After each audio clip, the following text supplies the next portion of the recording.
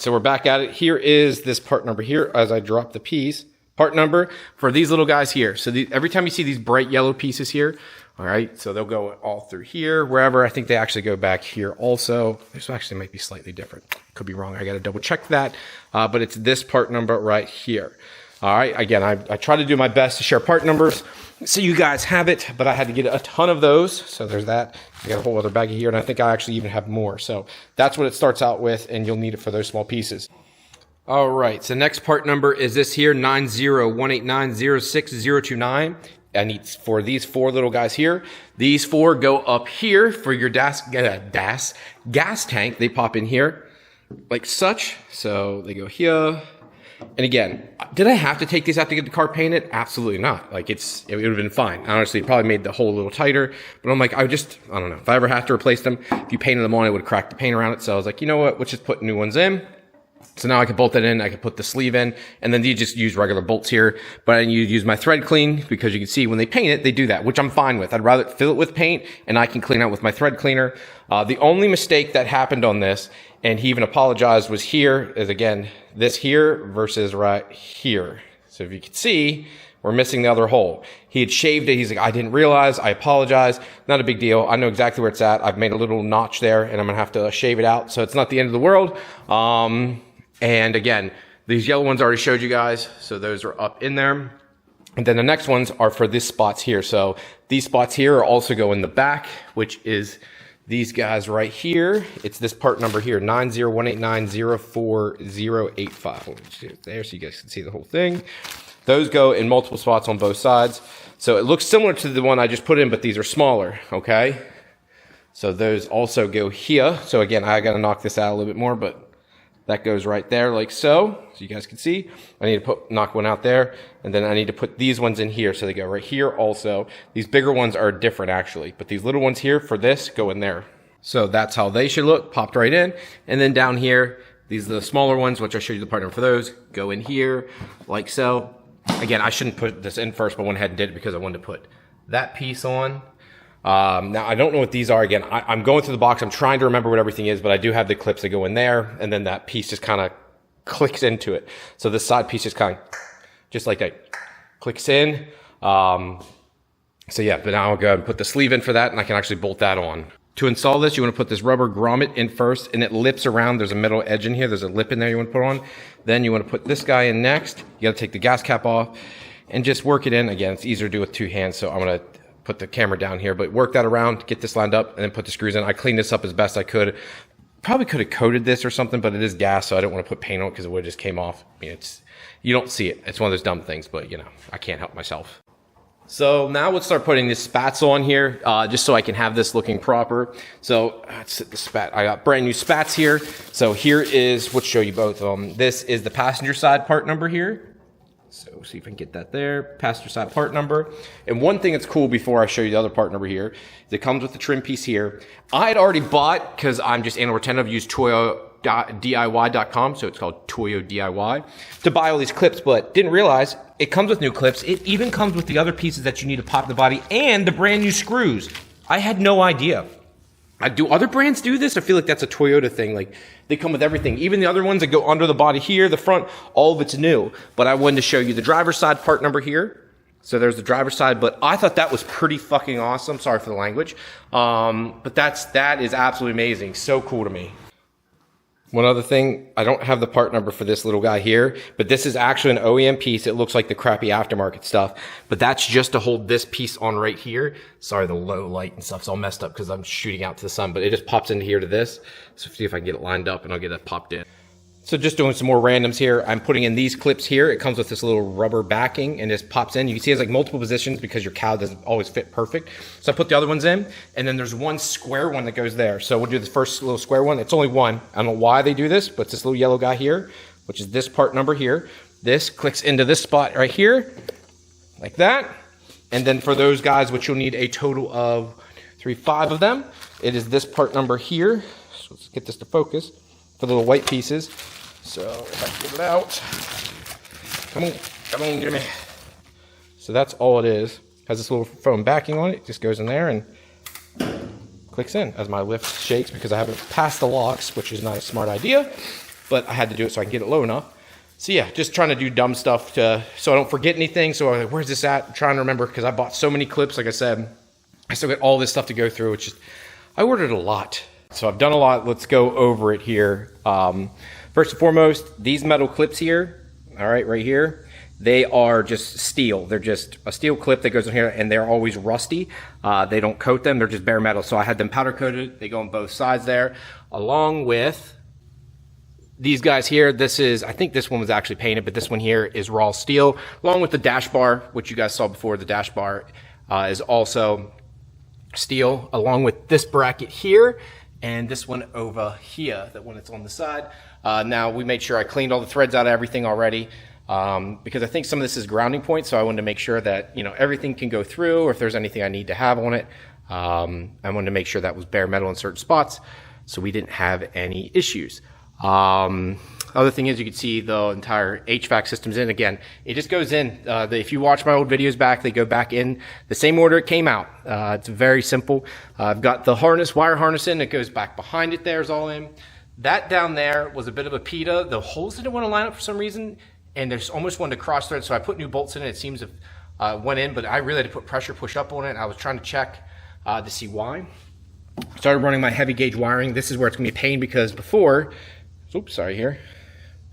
Why is this not focusing? There we go. Before, one went over that way and went up, and then power went this way and over. I wanted to put both of them on the same side here. So I want them to both to run here, come up and around, and go like that. I'm gonna probably run them up higher here. So they're probably gonna come from here and come up over the body here, come down back behind. This way they don't interfere with any of the plastics or anything of that nature. Also working on the speakers. Now back here, put the cover back on, but back here I ordered clips off Amazon, because a lot of these are broken, and I don't want these. I think that's some of the stuff I was hearing, like you would hear it like moving, and that stuff was getting on my nerves, and I don't want that happening anymore. So I ordered clips so I can put this on, and none of this stuff will move around, so it'll all be attached, along with Jose Valle at Kaiser Motorsports had sent me this. This is a taillight failure. I think I've shown this before. They get for the auto car and manual. I'd sent him some plastics to pay him. He needed some like lower plastics, and I just sent it to him for free. So he made me these. I've been wanting these. So yeah, just so you don't need the relay box anymore. So this just, you know, if you have 97, 98 taillights, the relay box is useless as it is. But if it goes bad, it kind of screws you for power and all that stuff. So that gets rid of that. And again, you see wires I cut into. This is for the fuel pump module. So this is your trigger wires right here. I don't know if I'll be using it anymore. If I'll just run wires up and back, we will see. And you see stuff I cut in the past for power, and just stuff I'll leave for now, just because the harness has been hacked for me modifying the car over the years, but it's not hateful, and I'm trying to put things back and reconnect wires if I can. Brushless fuel pump modules. Got the wire ran up here. I got to cut, pin all that. I've got the 10 gauge wire here that's going to go up along there also, which is said it's going to be jam packed there. We'll see if this all even fits. I put some more kill mat in some other crucial spots. And I've also been using this electrical tape or duct tape around the kill mat. So that gooey stuff that's behind it there, that I forget what the word is I'm trying to look for here. Butyl, the heavy rubber butyl doesn't leak out, because I've noticed it's getting on my shoes, getting in and out of here. So I'm going to have to do it in more spots, because I don't want it sticking to my new carpet. R5 went down in with a Dula design bracket. It's a lot easier to put this all in now. So you can see there, fits up nicely. And what else did I get done? Again, the wiring's back behind. The next thing I'm going to do is, I think, do the chassis harness, which I have up here. That's also from Kaiser Motorsports right there. I just got to clean it up some, but it's a big boy. It's a little thick. I need to clean it there. It's a little dirty. It's out in the engine bay, but if I'm going to put it back in, I want it to be nice. But yeah, I had done this mod too, because this was this little yellow wire here. This is actually for your radio, because I was like, why isn't the radio getting power? And it needed this wire, so it wasn't hateful to do. And horn, this is goes inside the body there. So okay, time to make some more progress. Again, look at all the stuff that I've cleared, and this is all stuff from my basement. I think I have glass and some other things. But for the most part, there, I still got to do Flaming River rack, still got to do doors. I've got so much OEM pieces in there. Transmission, engine's got to go in. There's still a lot to be done, but I still feel like I'm making great progress on this thing. I just wish I had more time. Trying to work a full-time job and then get this done at night before my kids get home, and then once they go to bed, just, yeah, that's kind of how it goes. I'm trying to think if there's anything else. We saw the intercoolers all mounted up now. I actually used titanium hardware up here. This is old stuff from Bear Boost Performance, which I thought was pretty cool. I just did all the brake lines, tightened everything up. That one line there didn't turn out as nice as I would like, but it's okay. All those brackets are on too. They get to the HVAC. I can actually start putting the air conditioning stuff, so put the lines in. This car has one of the best setups for AC. I see people do tuck lines, they run them under there, but my goodness, it comes up along this rail and then shoots down here and then it's all hidden from the factory. So unless you don't have this stuff, I get it. But if you have all the factory stuff and it's not leaking, it's so nice to have just because it pretty much is a tuck setup. I went over the clips already. Yeah, so all right, let's get at it. Now it's time to do the hood latches. Got my titanium bolts here from Fast Turn Fittings. Previously they were dress-up bolts, now they're Fast Turn Fittings, which is pretty cool. So to put these in, I also need to put these pieces in. This is where it gets a little tricky. This brown piece here snaps into this area here. Okay, gotta make sure which side goes where, and I kind of forget which is which, to be honest, right now. I'll have to figure it out once I get in there, but you have to like leave this loose first, get that in, get this ball around that right there. See that little mechanism? You got to take the ball, get it around that, hook it in, and then this clips in there, and then you can mount this up in. But you can't do it. You got to put this in first before you do any of that. Just an FYI. And this also needs to feed through this hole here. So you have to do this while standing over the car. It's not like something like, oh, I can stand over here on the bench.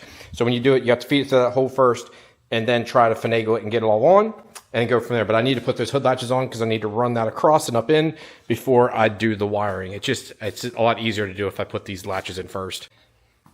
And that's how it should look when done. Now, this from the factory has centering bolts here. I got it pretty damn close. I use this titanium one, so just an FYI, you are supposed to use centering bolts for that. I do use them for the hood and stuff, so, and then you have these adjusters, these rubber adjusters here and here that you need to use. But yeah, for that, I just use the titanium because it looks cooler. Now, this needs to go and feed up through, but it goes through one of the boots over here, which again is why I wanted to go ahead and get this done because I need to feed it through. With this, one of the boots I already have cut up or whatever.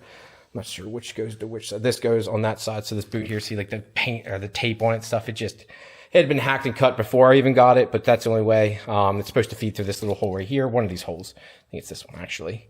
One of them a breather hole, and the other one actually needs to feed through. So yeah, now it's time to put this in. I think I'm going to clean it up here first though.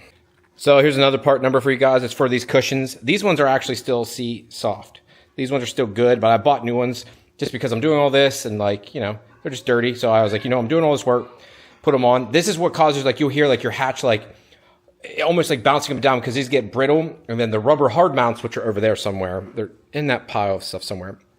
What happens is, that's what causes you hear like this clunking noise almost from the trunk. It's because these wear out. The hard mounts up top are just like solid plastic, so they aren't the problem. It's always these. But that is the part number there, and you're going to need two of the same. I'm actually going to hold on to these in case I need it for another car, just something to throw on in case I find an issue. But that's it. And 9 times out of 10 too, these screw/bolts that hold these on are really stripped out. So use a good screwdriver or use a good, I think it uses an 8mm head, and just be very, very careful. And they should come out. But yeah, just want to show you, like, these are brand new, nice and soft. All right, so one other thing I wanted to show is this little stupid clip here I had to ask Paul Rosenbaum for. Yeah, I didn't know where they went. I had them powder coated and forgot. Kind of like these ones here. I had like forgot where they go.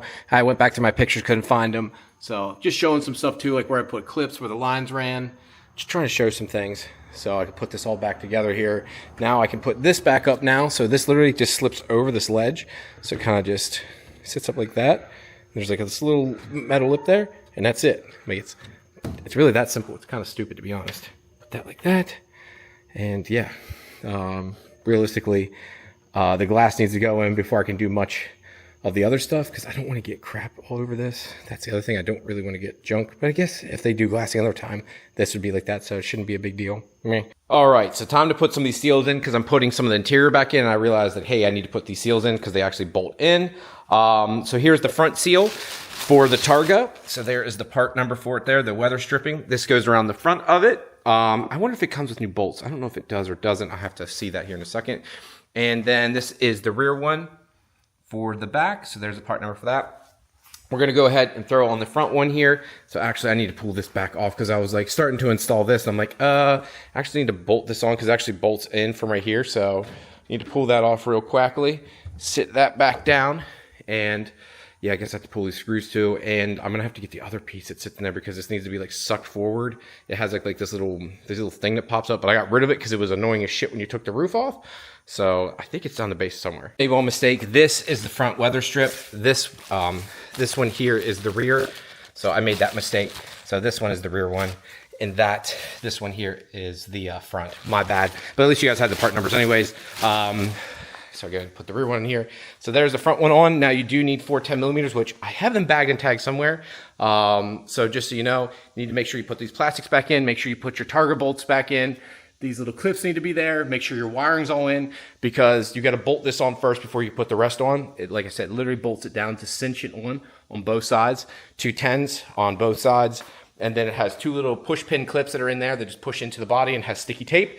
And that's it. And now you're going to have to, when you put this on, you got to like feed it up through there. There's like a rail that actually squishes into. So just take your time. It's not the end of the world. It has one of these metal rails like this that you go into, that's on the front, that's built into this black piece, which is the only pieces I couldn't get new. You could at least get the passenger before. I can't even get the passenger anymore, so it's the only thing that kind of stinks.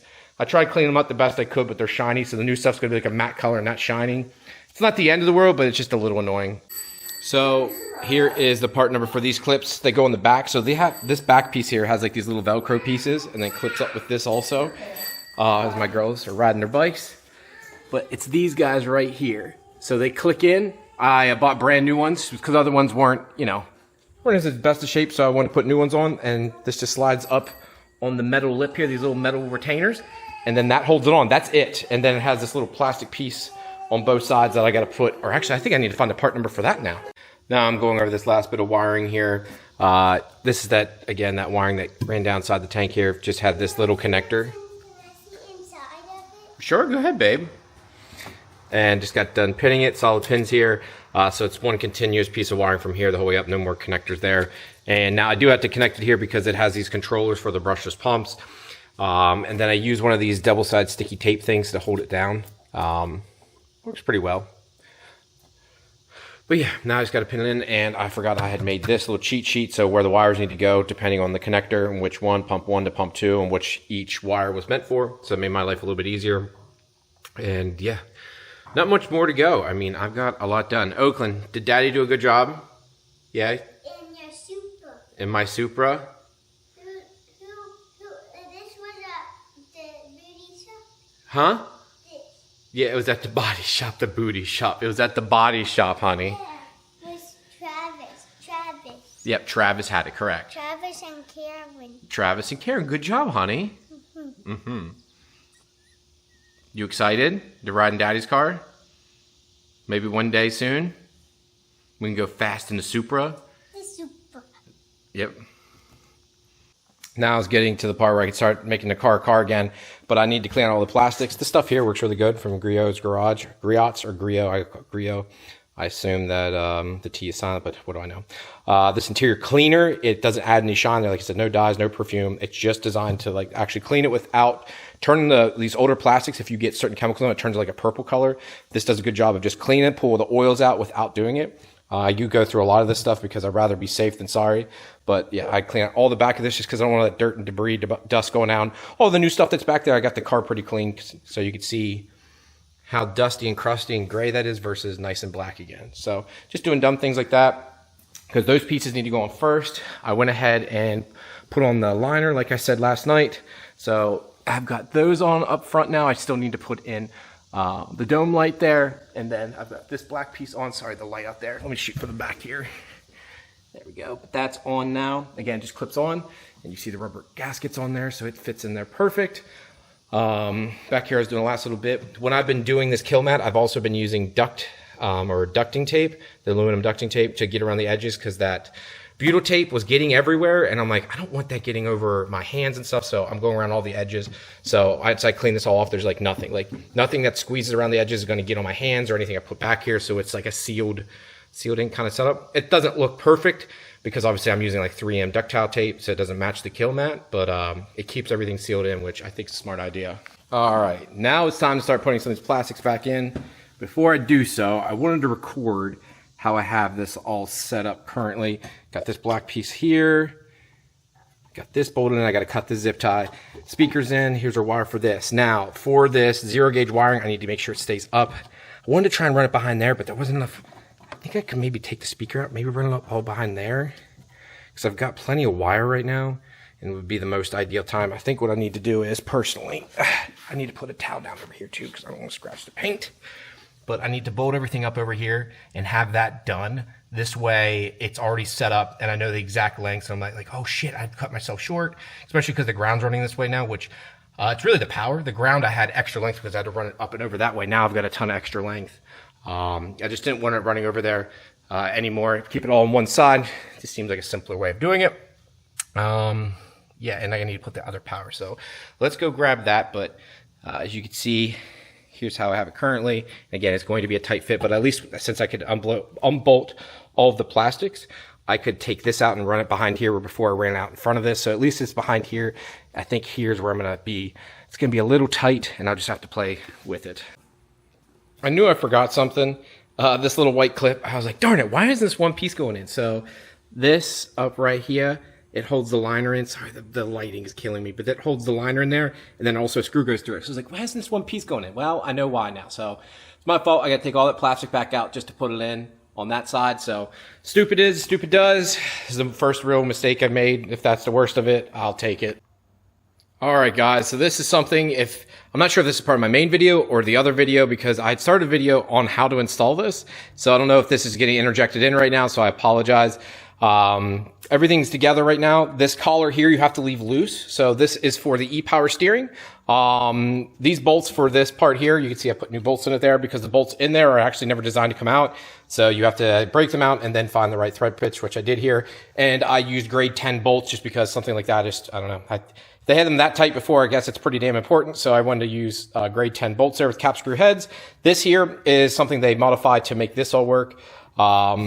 This is a little dusty and dirty. Need to probably wipe some of this off, board it back in. I wish this was all painted, but then I'm like, it's so much to tape off and get it. And it would be half-assed if I do it anyhow. So that's the only thing I don't like, that's all rusty and stuff, because everything else in the car is like brand new. It's the only thing that's kind of irritating me. I'm not going to lie. But the rest of it's not a big deal.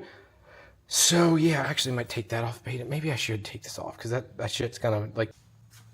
So a couple things here, and we're going ahead and put the door latches on. Uses these centering bolts, make sure you do use those. Now, sometimes what I've seen is these floating plates, while they're floating almost, they're just like tack welded on and they fall off. So people put them on and they'll break off and then they'll go to take this off and the crap, and just to get these off and it'll fall behind. You gotta take all your plastics to get to it. It sucks, but I've seen it happen multiple times. So if you ever need to replace these bolts, you're trying to be fancy and just take the plastic covers off, don't do it. Or if you do one bolt at a time because that plate will fall down. Remember too, it is electronic because it has the door switch on it. So make sure you plug it in. And then I have brand new plastic covers for it too. So here is the plastic covers and here's the part number for those. You'll need 2 of them and they just clip on then. These always get beat up over time, and then on top of it, they get faded, and then we've got to remove them. I had actually a new-ish set on there, probably 5 or 6 years old, but prying them off, they got a little chipped up, and it's one of those things you don't ever take them off for the most part. So I was like, and I think you actually buy these latches new, but I'm like, they're just going to get scraped up. They're a latch. So like this here was like all worn. I'm like, it's just going to get worn again, so what's the point? So yeah, just wanted to show you that, and I'm going to go ahead and pop this one on. Yeah, babe. You got your Gatorade? Okay, yeah, I'll open that. I know I'm jumping all around, guys. I'm working on the e-power steering rack right now. It's causing me a little bit of issues, and it's because I'm working with 2 aftermarket parts that are both slightly off, and that's just typical of aftermarket. We have 2 things slightly off, it means 100% off. So it caused me a little bit of a problem. One thing I wanted to show you guys, though, before I put this 8.8 diff back in, same one I had before, checked it, seems good, which I guess I can take this off now because they are different. It's sticking to it. Are you kidding me? You know what? You know why it's doing this? Because I'm old and I'm white. But yeah, clean off these threads on this diff. So when Joel has this made, he has it cleaned, and I guess it's powder coat or paint or whatever, but these threads are just bare metal. And what happened before, I snapped one of these off because it got rusty and the bolt, the nut was stainless. This got corroded, got dirt and debris. When I take it off, snapped off. So I cleaned the threads with a brass brush, cleaned it off really good, and then hit it with, I think it was liquid grease or something. And I'm about to do it again. It has, as you can see, it stays nice and shiny. There's no rust, and they were already starting to rust as soon as I got it. Again, nothing against him. I know why he does this. Instead of going into it, which would take away depth here, this allows it to have more depth and to have more area for fluid itself. If you watch, there's a great video out there. What is the name of the company? Banks. Showing the importance of having a curved back versus a flat back. If you see the inside, this actually is curved in here, you know, because it churns up the fluid. Now, this is this is a second gen cover, but one of the first gen of the second gen, because I just did one on the customer and it didn't puke fluid at all. And I don't think this one did, but I'm putting the can back on it, just in case. But I really don't want to run the can. The goal is to not have to run it. So we'll see.